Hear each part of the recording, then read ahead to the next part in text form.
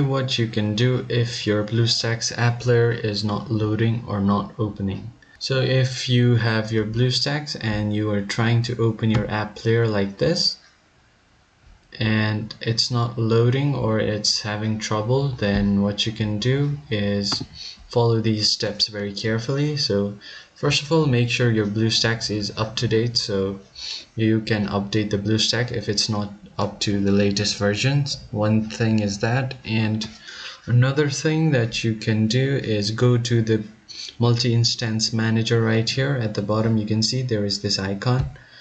Tap on it and this will open the BlueStacks multi-instance manager. And once the manager is open, as you can see on the BlueStacks App Player, you can go to the settings right here. And once you open the settings, you will be by default under the performance section. You will have to go to the graphics.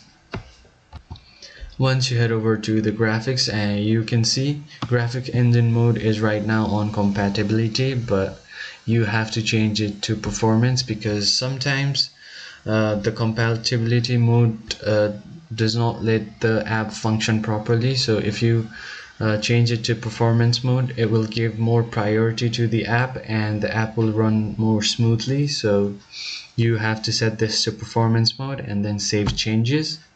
And once you do that, you can just close your BlueStacks, refresh your PC, or even restart it once, and then your BlueStacks App Player should be running very smoothly. I hope this video was helpful and I'll see you on the next one. Thank you for watching.